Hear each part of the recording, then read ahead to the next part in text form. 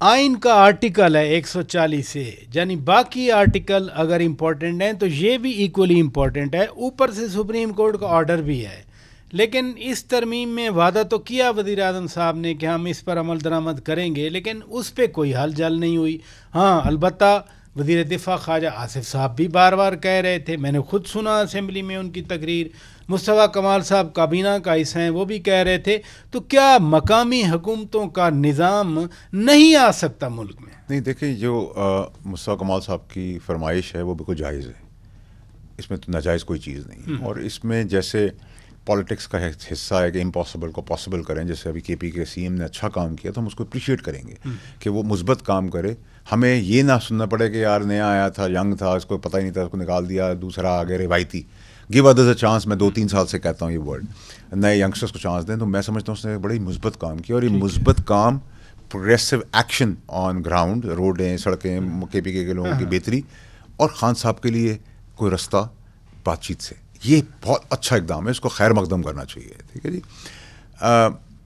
I hope, और मैं समझता भी हूँ कि वो इतना समझदार है कि उसको कब एक जोशीली तकरीर करनी और एक्शन में क्या करना है। तो इसलिए मैं बड़ा क्लियर हूँ कि मुझे 26 नवंबर को वो चढ़ाई वढ़ाई करते हुए नज़र मुझे नहीं आ रहे। ठीक है। नंबर 1, वो अपने इरादे में इलाके में कोई प्रोटेस्ट करना चाहते हैं तो वो ज़रूर करें, उनका आईनी हक भी है। बट चढ़ाई, पुलिस, गन, शॉट्स, गोलम गारूद, तो मैं क्लियर हूँ उसके अंदर, मैं उसको पॉजिटिव वे में देखता हूँ। दूसरी चीज़ ये कि बिलावल साहब भी एक बड़े रिसेप्टिव आदमी है, डेमोक्रेटिक आदमी है, दोस्त ज़बरदस्ती से तो कोई पानी भी नहीं पिलाता, तो वो भी हो सकता है। एनएफसी की जहाँ तक बात है, उस पर एक रियलाइजेशन है, ना 18वीं तरमीम को रोल बैक किया जा रहा है, ना कोई ऐसा सोच। बिलावल साहब कह भी रहे थे कि किसी का बाप, देखिए बाप का बाप कौन है ये तो इस मुल्क में सबको पता ही है, ठीक है, तो उसकी तो बात छोड़ दें। लेकिन जो बिलावल साहब ने बात की उनको पता है, और हम भी क्लियर हैं इसके अंदर कि 18वीं तरमीम रोल बैक नहीं हो रही। ठीक है। एनएफसी का जहाँ तक ताल्लुक है, एनएफसी के अंदर एक रियलाइजेशन, एक एहसास, जिसमें आप एक बोझ फेडरल गवर्नमेंट से हटाना चाहते हैं, ये एक ख्वाहिश है, एक सोच है, एक मुस्बत काम है,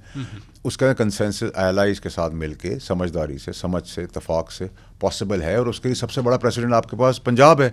पंजाब में तो रेजोल्यूशन खान साहब के टाइम की पास हुई हुई है, आप वहाँ से शुरू कर लें, ट्रिकल डाउन इफेक्ट आ जाएगा सबके ऊपर।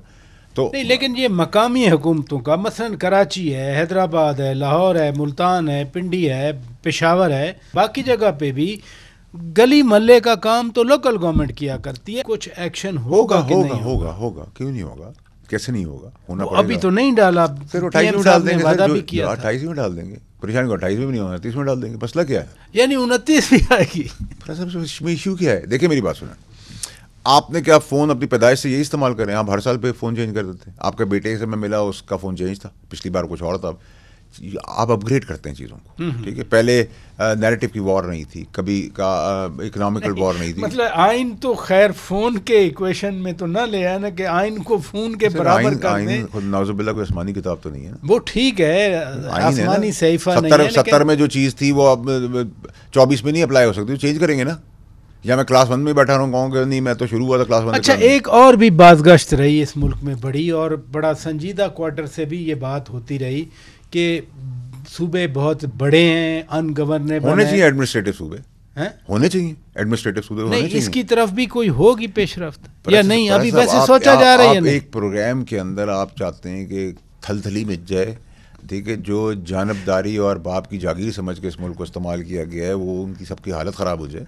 आहिस्ता आहिस्ता, तसलसल, आहिस्ता आहिस्ता, कंटिन्यूएशन। मैंने तो एक सादा सा सवाल किया सर, मैं आपकी शादी के अंदर मुस्कुराहट के पीछे समझता हूँ सर, आप हमारे उस्ताद मोहतरम हैं, ठीक है, हम आपसे सीखते हैं।